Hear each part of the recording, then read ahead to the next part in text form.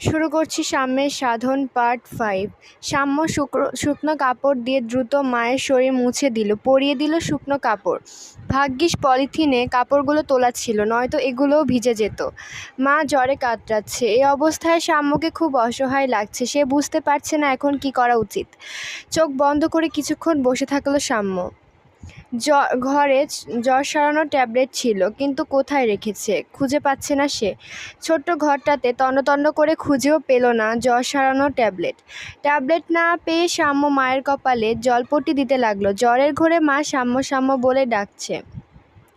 মায়ের মুখে সাম্য ডাকটি খুবই মধুর লাগে, কিন্তু এখন ডাকটি মধুর লাগছে না। সাম্য বুঝতে পারলো মায়ের শারীরিক অবস্থা ভালো না, খুব কষ্ট হচ্ছে তার। এভাবে আর রাখা যাবে না, মাকে হসপিটালে নিতে হবে। হসপিটাল বেশি দূরে নয়, কিন্তু এখান থেকে মেইন রোড পর্যন্ত মাকে কিভাবে নিয়ে যাব? এখানে তো ভ্যান রিক্সা আসবে না। কি উপায়, কি করি? ভাবতে ভাবতে সাম্য মাকে ঘরের বাইরে নিয়ে এলো। বাইরে এসে সাম্য অবাক হলো। কিছুটা বিরক্তিকর ভাব চোখে মুখে ফুটে উঠল। ডাস্টবিনের পাশে পড়ে থাকা কিশোরটি এখানে দাঁড়িয়ে আছে, ঠিক তাদের কুঁড়ে ঘরের সামনেই। এখানে তার কী কাজ, কী চায় সে?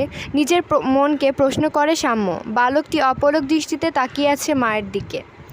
আশ্চর্য, মাকে দেখার পর তার চোখ দিয়ে পানি পড়ছে। কিন্তু কেন? সে আমার মায়ের জন্য কাঁদছে কেন? সে কি ফাঁদে ফেলার জন্য অভিনয় করছে?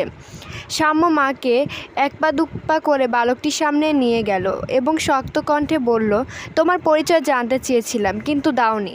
তাহলে আমার পিছু নিয়েছো কেন? আমার কাছে কি চাও তুমি?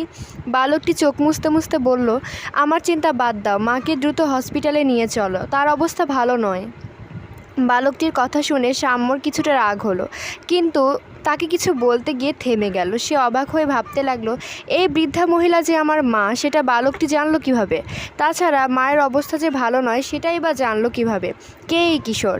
তার মতলব তো ভালো মনে হচ্ছে না। তার কাছ থেকে দূরে থাকাই শ্রেয়। সাম্য যখন বালকটির কাছে থেকে নিজেকে দূরে রাখার চিন্তা করছিল, ঠিক সেই সময়ই বালকটি ভ্যান গাড়ি নিয়ে হাজির হলো তার সামনে। সে নিজেই চালক। সাম্য মনে মনে ভাবলো, বালকটি হয়তো শহরে ভ্যান চালায়। পরবর্তী গল্প পার্ট 6-এ। Like, subscribe.